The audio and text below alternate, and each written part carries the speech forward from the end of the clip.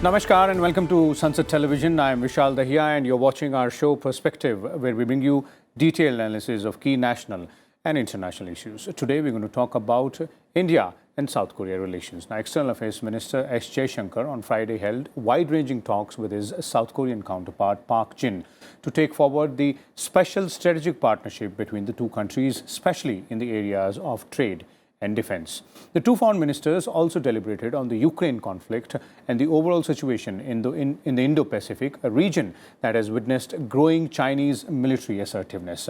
During his two-day visit to India, Park Jin also called on Vice President Jagdeep Dhankhar and discussed the importance of cultural and people-to-people ties in strengthening India-South Korea special strategic partnership. Now, India and Republic of Korea, that is South Korea relations, have made great strides in recent years, spurred by a significant convergence of interests, mutual goodwill and high-level exchanges as well.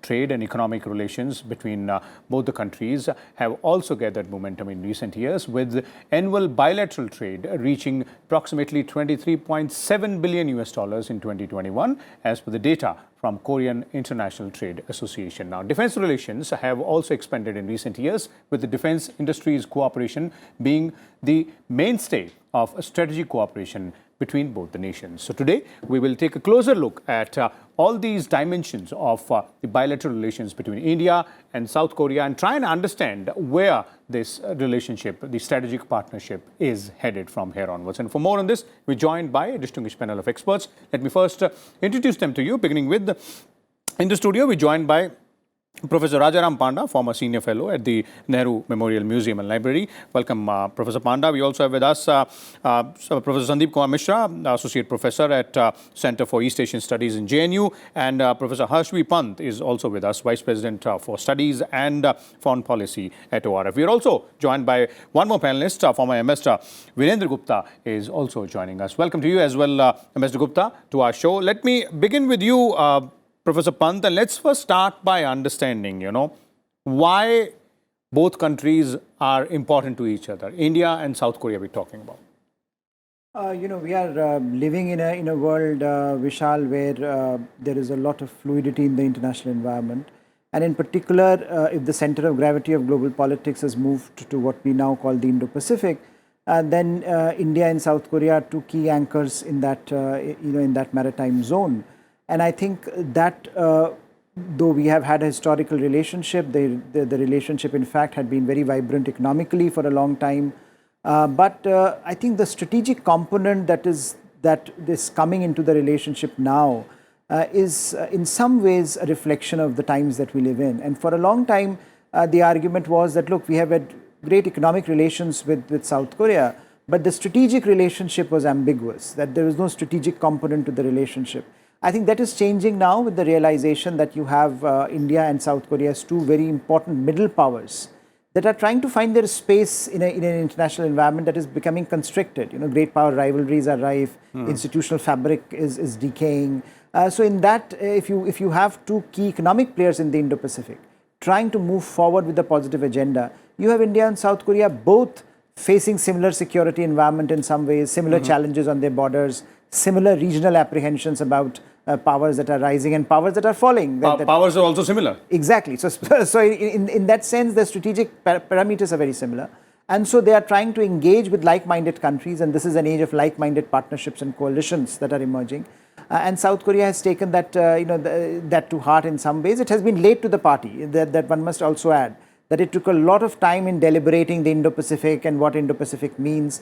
But finally, it has come to accept the logic of the Indo-Pacific. And I think a relationship with India becomes a very natural extension of that relationship. Okay. So traditionally an important one, but I think in the contemporary context, perhaps becoming even more important as the two countries try to find their own space. Okay, we'll go deeper into these aspects, Indo-Pacific and economic and trade, and of course the defense partnership and the emerging technologies also. There is a lot of scope there also. But let's first also understand the historic nature of the relationship. Sandeep, I'd like to bring you in here, from the Buddhist connection to India playing a very significant role in the post-war Korean peninsula. If you could take us through the key highlights, this connectivity between India and Republic of Korea.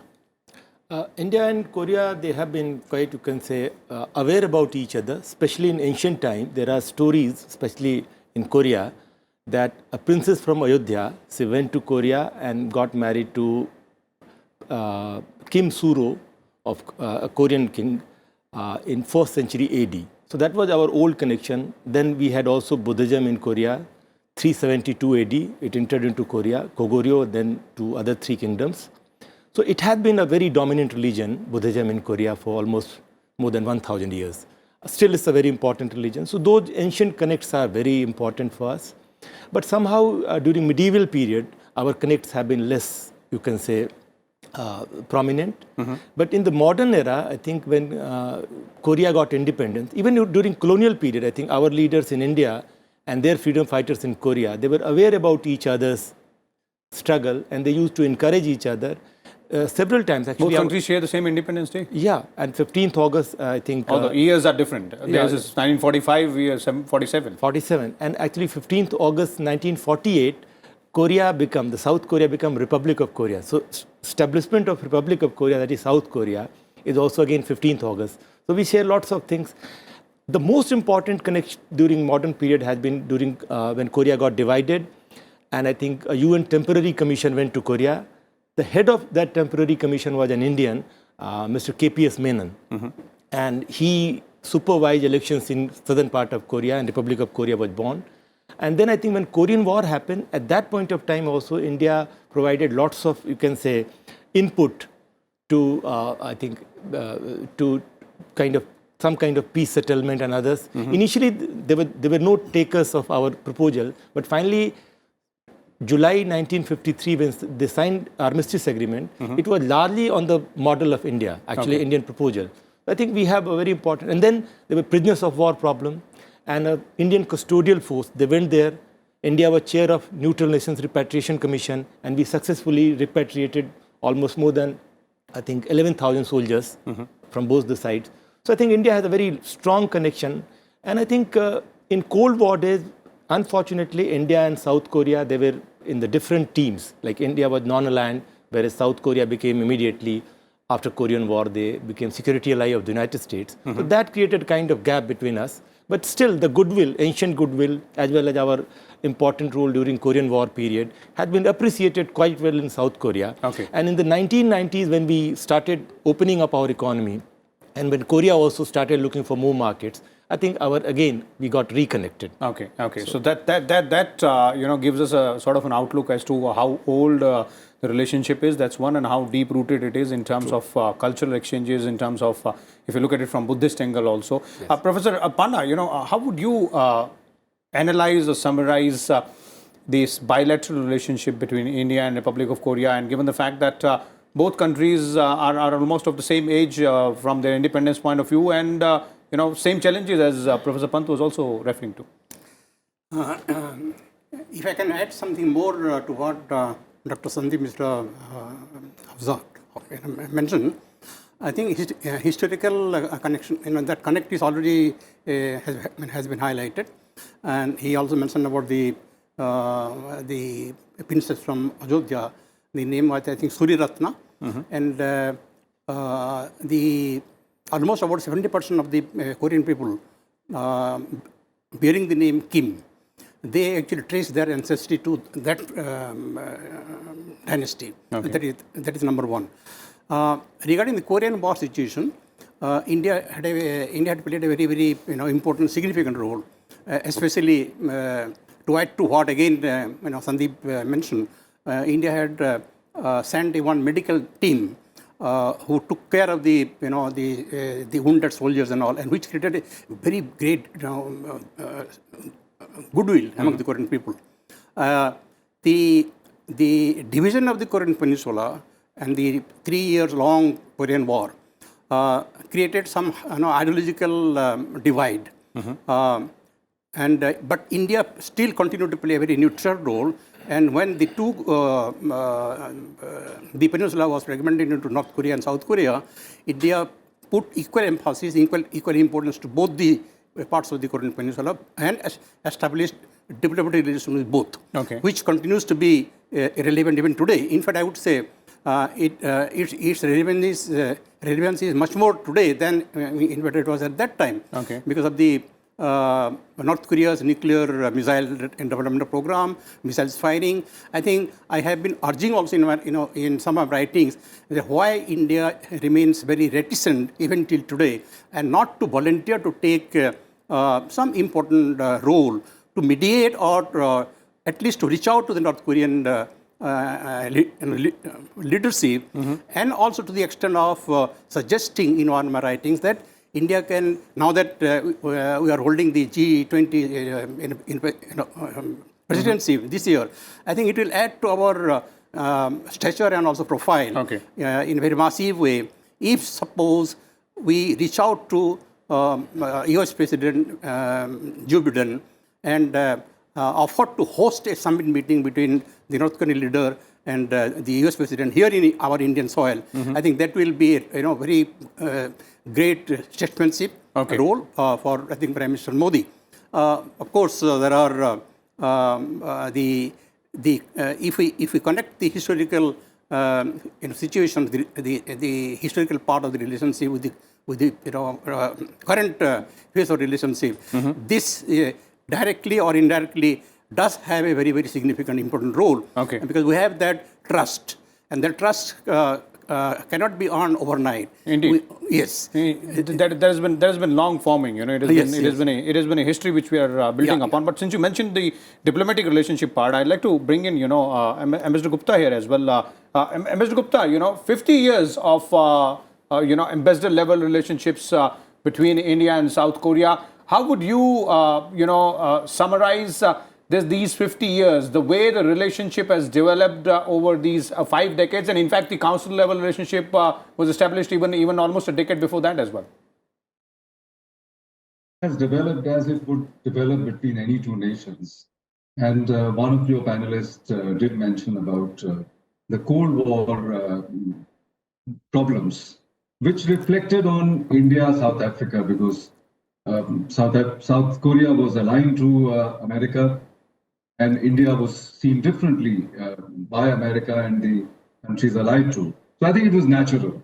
But in the last 20 years, as we began to improve relationship with America, the whole of Southeast Asia began to adopt a new approach of looking at India with closer perspective. So I think in the last 20 years, I would say, the relationship has improved quite remarkably.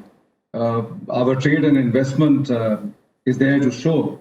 As you said, there is aspiration of both the countries to reach the level of $50 billion, making Korea as one of our largest partners. Now, when you talk about a strategic connect, I mean, both our minister and the South Korean minister in their discussions have, asserted that India and South Korea are moving towards a strong strategic connect. And I mean, one aspect is that India's improved relationship with America, but I think the real reason which has brought both these countries together into a strategic embrace is really the elephant in the room, China. And we have a threat perception from China. South Korea also feels threatened by China because of China's complete alliance with North Korea. So I think this is a factor that we need to be aware of. We are still not part of any defense pact, but it helps to cement the relationship with Korea. We have a huge potential. You mentioned about defense industries. South Korea can really help us in developing our Make in India insofar as the defense equipment is concerned. Huge investment. Korean cars have already become so popular in India. The trade is growing rapidly. And I think even more than that, I would say, there is a lot of admiration in India about what Korea has been able to do. Just 40 years ago, Korea was at the bottom of the heap. I mean, was an underdeveloped country. Per capita income probably behind India. And in these 40 years, Korea has converted itself into a developed nation. So I think there's a great admiration which adds on to the huge historical and cultural connect. And I think this marriage of Ayodhya princess to the Korean king goes far beyond the imagination of people here in India. A lot of Koreans are aware, and Koreans in hundreds of thousands of numbers come to India every year to celebrate and commemorate that event. Okay. But it's a very, very strong connect. I've heard from so many different people that they really celebrate. I mean, they regard India as their Nanihal. So indeed, those part of the relationships, historical aspect which you're pointing out, which Professor Mishra was also referring to, Professor Panda as well are there. But coming back to the diplomatic part, and Professor Pant, what Mr. Gupta was referring to, addressing the question of the elephant in the room, you were also pointing it out that in terms of common goals, common threat perceptions, common challenges as well, perhaps. When we're looking at the issue of Indo-Pacific or India's Act East policy as well, what are the similarities here? What is a win-win situation for both? See, I think in some ways foreign policies are determined as much by personal leaderships as by the structural realities that nations confront. And South Korea has always had a very nuanced approach to China, right? Because it's the largest trading partner, economically dependent, and in some ways, very similar to the story that almost every country in the world faces, that you have a partner in China that is economically so dominant that even when you have problems, you hope that your economic ties would be enough to solve those political problems. Now, in a large part of the world today, you see a response to that has not really helped. That economic ties have not really helped in mediating conflicts with China, in ensuring that your ties with China remain on an even keel. In fact, China has become more assertive and aggressive, despite having good relations on the economic turf. So you have had an array of countries from Japan and South Korea in the Indo-Pacific to European countries and including India, thinking how do you respond to this problem.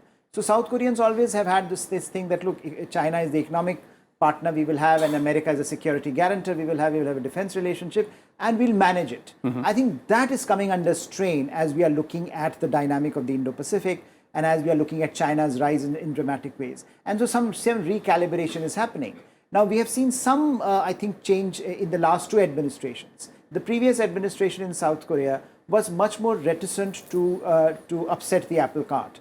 I think this administration is much more forthright in responding to the fact that they have a very solid relationship with the US, that they want a footprint in the Indo-Pacific, and defining a South Korea that is much more out there in the Indo-Pacific as a player than, say, the previous administration. So I think we have seen that being implemented now gradually, and India becoming a very important part of the Indo-Pacific strategy. Okay. And of course, for India, when India looks east, it has traditionally always found South Korea as first as an economic partner, and increasingly now as a strategic player that has its own sets of problems that perhaps can be looked at through a similar lens in Seoul and in New Delhi. Okay. So I think that is the kind of arrangement that we are witnessing increasingly. In this whole equation also, Professor Pant, how does Quad fit in here? Because Japan is a member of Quad, and when we are looking at that region, it becomes important, because then the common challenges, the common strategies to be deployed as well.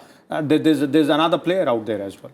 It was very interesting. I think last year's Raisina dialogue, where you had representation from the South Korean Navy, South Korean naval head was here, naval chief, and he expressed a very upfront interest in South Korea becoming or partnering with the Quad.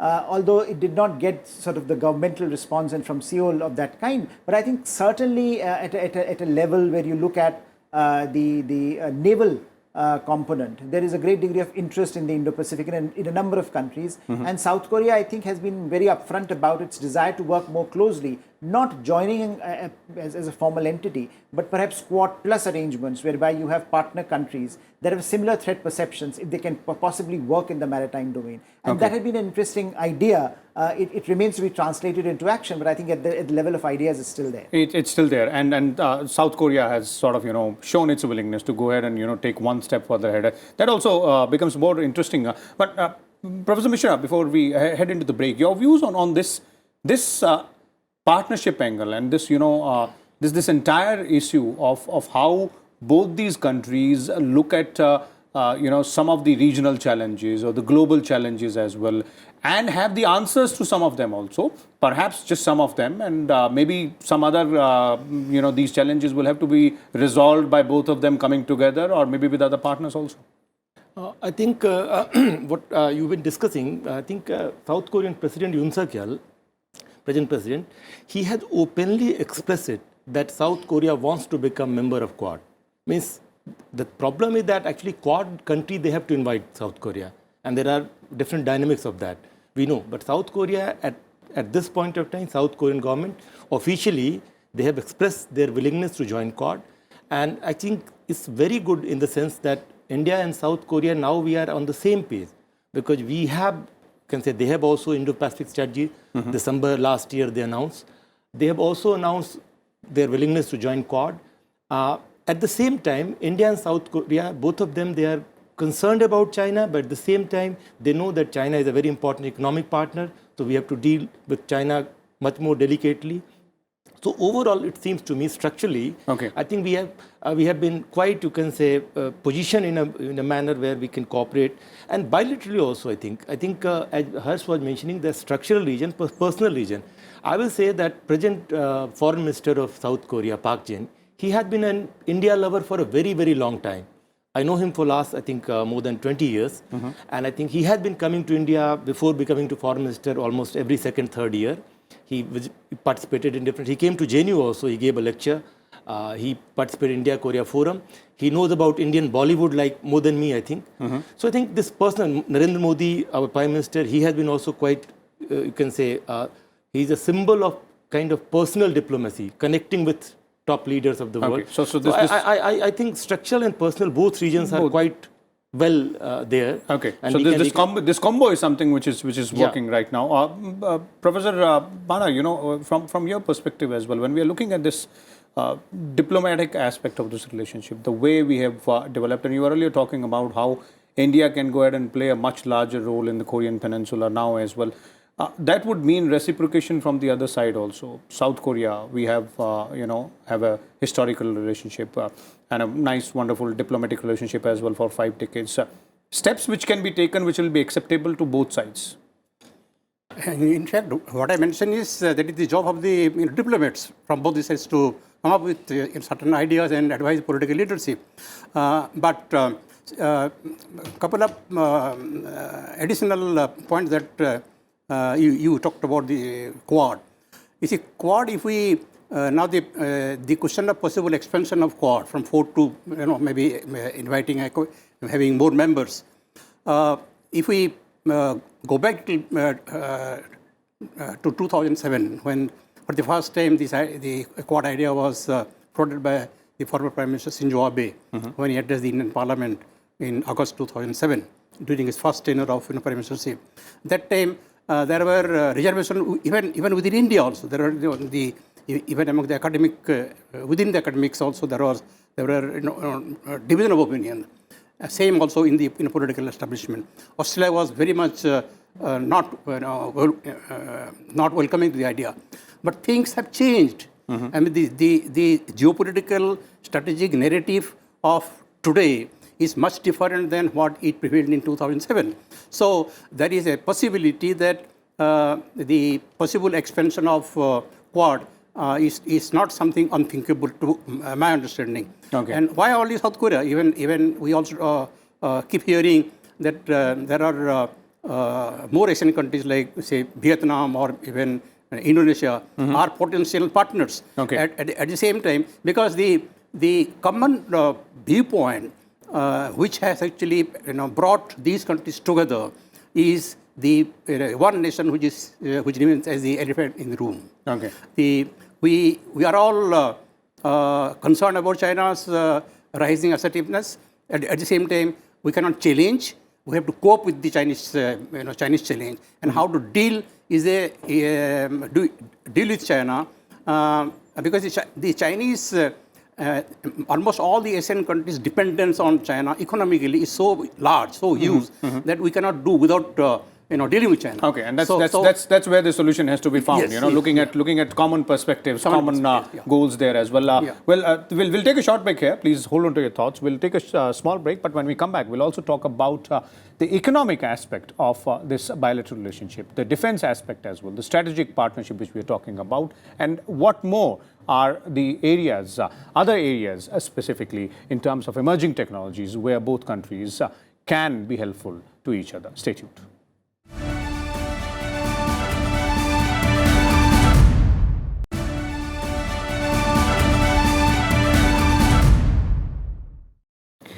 Welcome back. We're talking about the bilateral relationship between India and Republic of Korea, that is South Korea. We're trying to understand various aspects. Before we went into the break, you heard our panelists discussing in detail about the historical nature of relationship, the diplomatic aspect of the relationship, also, of course, the common goals when we are looking at the global strategic scenario as of now. Let's now shift focus towards economy and trade as well. Professor Pant, I'd like to start with you. When we're looking at economy and trade, that's where the key lies as well. We were talking about earlier, common challenges and all that. The elephant in the room, China, if you're looking at those economic goals also will have to be furthermore given a boost by both sides. If you look at the figures, then the annual trade seems to be at the highest level. In 2021, it was at its highest level. But room for more? See, there are two things. One, there is room for more, which I think in some ways will always be the case with two emerging economies, with two big economies like India and South Korea. But I think what is changing broadly is the sense that that both India and South Korea desperately today want to diversify away from China. And I think that has opened up these opportunities for you, right? You want supply chain restructuring, you want critical minerals, you want areas where you have never been, critical technologies. All these areas are areas which are going to define tomorrow's balance of power for you. And you don't want to be dependent on one country in particular, which remains at the moment the dominant player. So how do you reconfigure your economic relationship? That's a big question in front of everyone.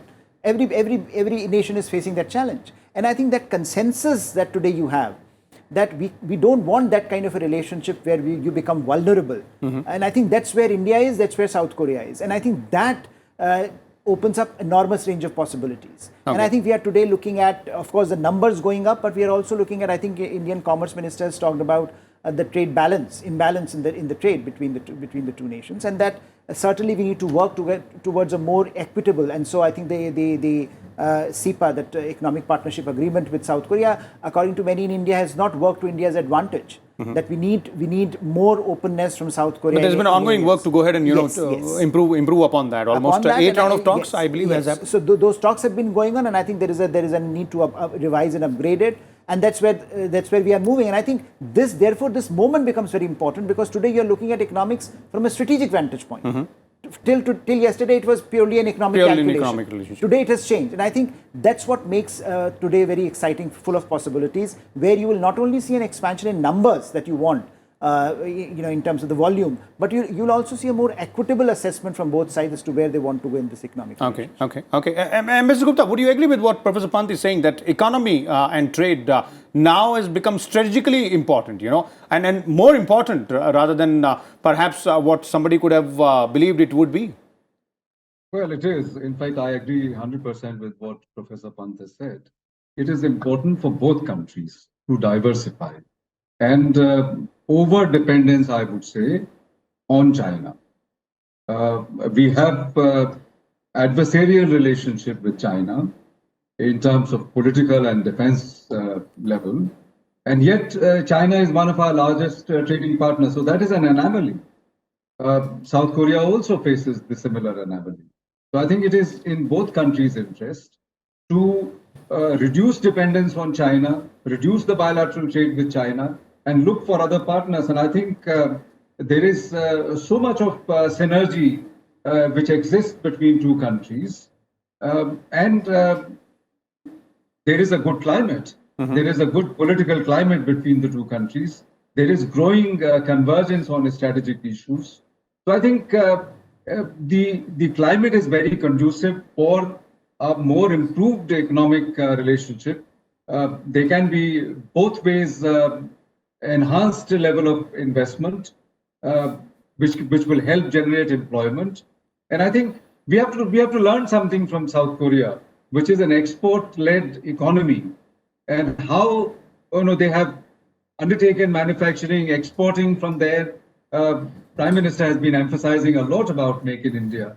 And since we have begun to talk to South Korea about collaboration in the defense industries, and I think that can be one potential area. Shipbuilding, for instance, can be a very, very high potential area, which can be beneficial to India. Okay, that's a very interesting aspect.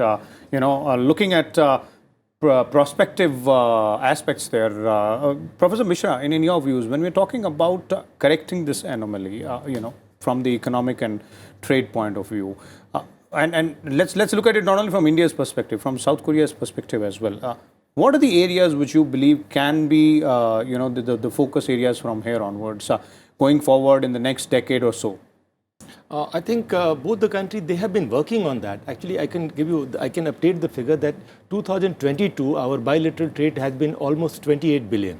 More than what it was in 21. And like 2020, we had, I think, around, say 20 billion, and we have reached up to 28 billion in last 2 years. And very interesting fact that when we had 2017 also, we had 20 billion bilateral trade, and then the trade deficit was just 10 billion. It has remained 10 billion now. So I'm saying that both the government of India, even if we are not able to see the details, but both the governments, they have been working very hard, apart from negotiating on CEPA, how to balance this trade between India and South Korea. And I think both the government must be, they could be appreciated for that. Furthermore, I think we need to bring more trust, because actually India has been looking for technology transfer.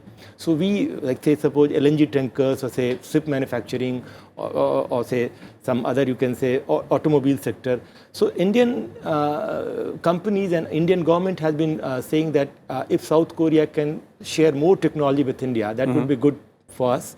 Similarly, South Korea has been also trying to, so I think both the government, they have been trying to create a win-win model. And even if we are not able to see, I think, below the surface, but I'm very satisfied that actually both the government, they have been moving forward. And once the CEPA is revised, which are going to be soon, maybe probably this year, end of this year, I think it's going to bring. And as Hers was mentioning, I fully agree that, it's not only economics. Actually, economics is a thing. In 1990s, when India and Korea, the first connect between India and South Korea started with economics. But then we started looking back our history, our cultural connects. And at the same time, in 2004, 2010, we had, I think, strategic partnership. 2015, when our Prime Minister Narendra Modi visited South Korea, we had special strategic partnership. I think economic connects have also their spillover in several other areas. Okay. So I think it must be emphasized. And I think it must be, I think both the countries, they are moving forward very positively, but I think more trust and more activism would be important. Okay.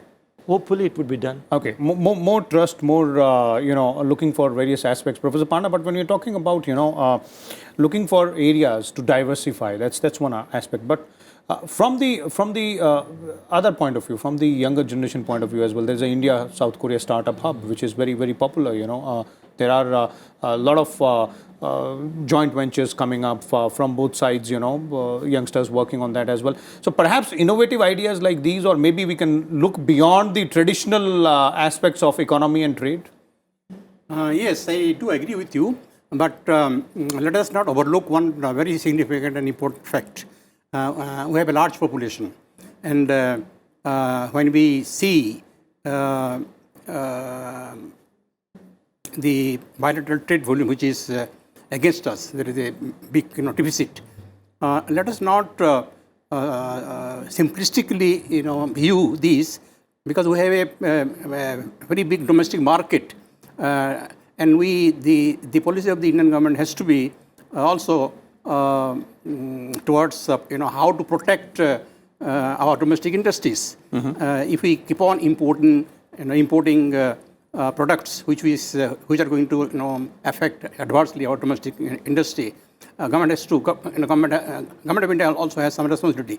Which is why we, at the last moment, we pulled out from the RCEP.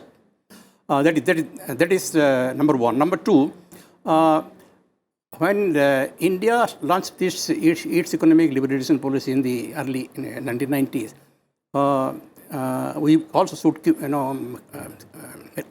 remember and keep it in mind that South Korea actually was one of the first Asian countries which saw the potentials in India because we have a big population and a very sizable, middle class. And in fact, CEPA was the first free trade agreement by South Korea with any BRICS country. And the lookish policy, actually, when we launched during Narasimha Rao government, South Korea was the first country to respond, not Japan. Japan also, like South Korea, we have equally very, very close historical relations with Japan. But South Korea saw the potentials of the Indian market. And now we see in last few decades, Korean products like Samsung, LG, Hyundai, Nokia, and many other electronic products, and automobile. They're all household names now, and they have dominated, and they have in fact replaced virtually the Japanese products. So when the economic and trade relations are concerned, it has to be, as we think that we should not put all our eggs in one basket.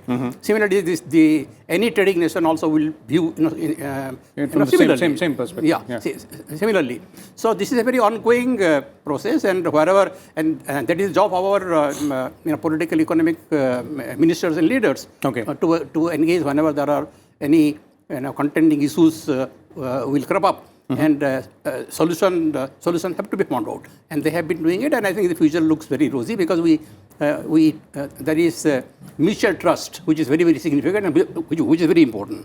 And with that, level playing field, I think the future we should view optimistically. Let's move on to the other aspect of the strategic relationship, the strategic cooperation between both the nations, and that is the defense sector. Ambassador Gupta, the collaboration between defense industries seemingly is the mainstay. Where do we stand, and what are the avenues there? Because that's also equally important to both sides. Yes, it is, because purely from the perspective, as I said earlier, of giving a boost to manufacturing. And for that, you need collaboration, you need technology. So I think South Korea can be a very viable partner. And all of that has begun to seem viable, feasible today because of our strong strategic connect. You don't collaborate with a country with whom you have indifferent relationship. So I think that puts South Korea in a very, very special category. Some panelists talked about Quad and how South Korea should be invited to become a member of the Quad. Personally, I don't see much benefit coming out of it because Quad is at best a dialogue forum, a diplomatic pressure point on China. So I think that is working quite well. The message is going loud and clear to China that democratic countries around Indo-Pacific region are willing to come together, to put pressure on China. China is also aware of how South Korea is connecting with countries of the. But I think one forum where India could really look at inviting or connecting with South Korea, BRICS. How BRICS was conceived initially as a counterpart to America. And, now there is no need for India because India has good relationship with America. But ironically, India has difficult relationship with China. So BRICS has ceased to be that coherent and it's not serving our purpose politically. And I think unless we were to add countries which are similar-minded, like South Korea, so I think we have a very strong case for working towards getting a country like South Korea into BRICS. but not Quad. So I think overall terms, there is a lot of possibility, lot of technologies which are emerging in South Korea. Okay. And South Korea should be given a participation in India in the defense industries, manufacturing, because that will help create jobs in India. Okay. Professor Pant, when we are talking about, either we're talking about economics, economy, trade, or specifically, defense part of the strategic partnership between both the nations, would it be right to say that the key word is technology and specifically emerging technologies? Absolutely. I think, the way warfare is being transformed, the way, of course, we do business is being transformed. Everything is now shaped by some of these critical and emerging technologies that are reshaping the way we live, the way we operate, the way we engage with each other, and the way we fight our wars. So I think it's very natural that they are going to define the emerging balance of power. And increasingly, you see how trust-based partnerships that we talk about are focused around technological partnerships. The technological partnerships are becoming the locus almost of these understandings, whether you look at India's partnerships with the Western countries or India's partnerships in the Indo-Pacific. And specifically when we're talking about sectors, semiconductor is one. Absolutely. Semiconductors has been an area which has attracted a lot of attention. Again, this idea that you need to make sure that Taiwan and countries like Taiwan, who are at the cutting edge of semiconductors, become partners, and they also can be weaned away from their over-dependence on China. So we have had a larger sort of an engagement on this subject with like-minded countries in the region, and that becomes a fulcrum of a broader conversation, because this becomes a conversation not simply about a particular technology, but how are we going to govern our economic spaces. And that governance means that if you are engaged at that level, then the partnerships become even more trustworthy. Trust-based partnerships take on an entirely new dimension. So I think with South Korea, as we look at South Korea's role that has always been at the cutting edge of technologies, this partnership has so many possibilities today that perhaps are going to be tapped into as we move into artificial intelligence, robotics, nanotechnology, Internet of Things, etc. I think all these areas are where South Korea is at the cutting edge. South Koreans are also now much more willing to share some of these technologies with countries which perhaps they trust. And I think that space becomes very important for India, and increasingly we see South Korea also making this issue, again, linking it to their strategic priorities, that you want to be able to partner with certain countries with whom you have trust, with whom you are strategically convergent, and therefore, India-South Korea partnership adds another layer of dimension to its already good amount of issues that it works upon. Okay. But I think that also means that you will have these partnerships this partnership with South Korea that can also add to what South Korea does with other partners, like, for example, their relationship with the US.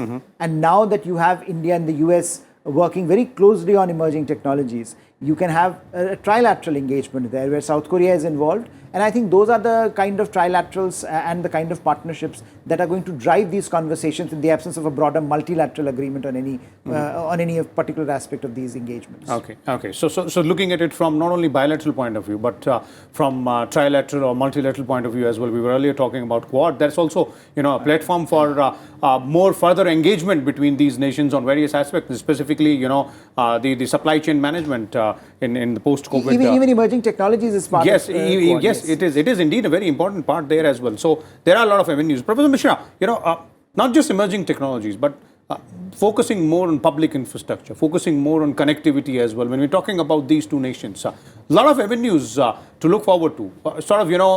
Talking about building that shared future. I fully agree with you. Actually, it's easier said than done. Actually, what happened that we talk about critical technology, we talk about cutting-edge technology, and but I think what happened that usually the sharing of technology is a very complicated issue, and usually countries are quite hesitant about that. But I think, as you mentioned, that apart from working, I'm not saying that line should not be pursued, but parallel to that, I think infrastructure, energy, infrastructure building, and I think several other connectivity related issues, they could be harnessed. And I think there are very important, Hyundai Construction, Mirai Construction, they are big Korean companies who have been doing lots of, state-of-the-art infrastructure building across the globe. I think they could be involved, and I think they are ready to do in those areas. They are ready to work in those areas. I think those things are going to be very, very important between India and South Korea. I will say that, look, in India, South Korea, I think there are so many areas where we can cooperate, and I think that, as I mentioned, that trust is very important.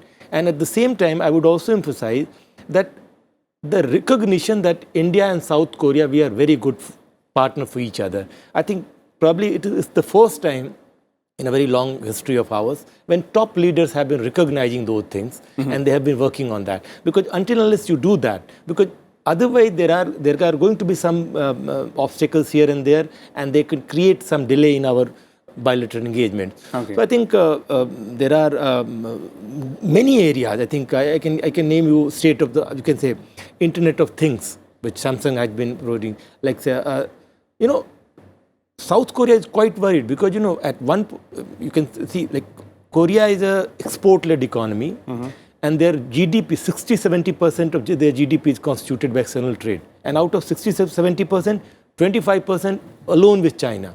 So they really need to diversify. They would not want to put all their eggs in that one basket which we were talking about. They have 5 Hyundai factories in China. They have 1 or 2 in India. They want to have more in India. So I think these things must be, pursued.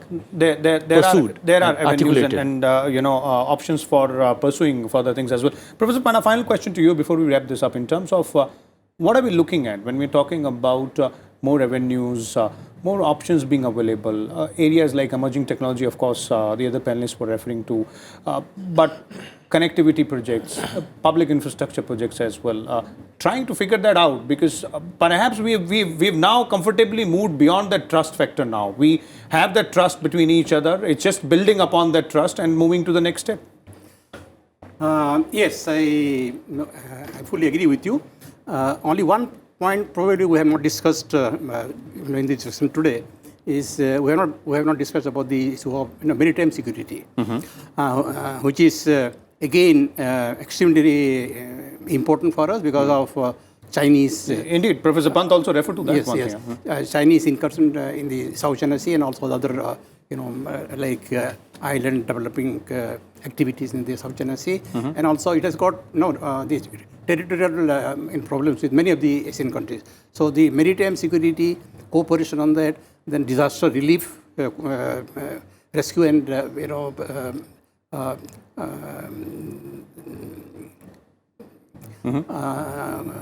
rescue and one more, I think one more. HADR. HADR. Yes. So these are all issues actually on which we must also explore how we can cooperate and collaborate.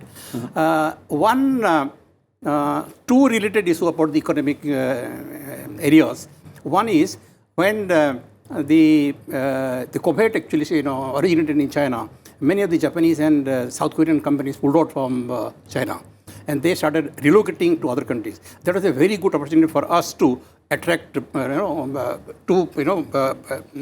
lay the ground to those companies. In fact, the Japanese government, in fact, encouraged and paid some money also to such companies if they are going to relocate to some other third country. That is where I think probably we have, I don't know how much we have fared well. But that was one. But there's still options open on that front there. Yeah. And one aberration actually which the South Koreans probably have not forgotten is the POSCO actually had entered into an agreement during the Manmohan Singh government tenure to set up a steel mill in Odisha, that is my state. And that time it was I think $13 billion project, almost about 53,000 crore project. Because since we're a democracy, there are the land, acquiring land became a big issue, and then this POSCO had tremendous patience to wait.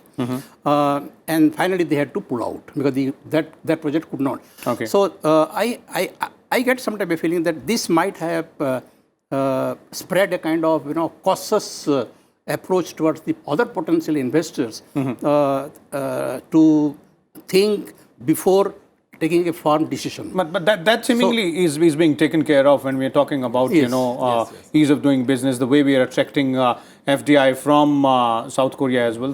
But that aspect, But I think the present government of Modi probably has done enough to bring back and restore the trust. Okay, and that's the key word there. Trust is the key word there. Building upon that part and taking the relationship to the next level. Thank you so much, Professor Panda, Professor Mishra as well, Professor Pant, and Ambassador Gupta for joining us and sharing your views and inputs on this show. When we're talking about the bilateral relationship between India and South Korea, various aspects, a historical relationship, deeply rooted.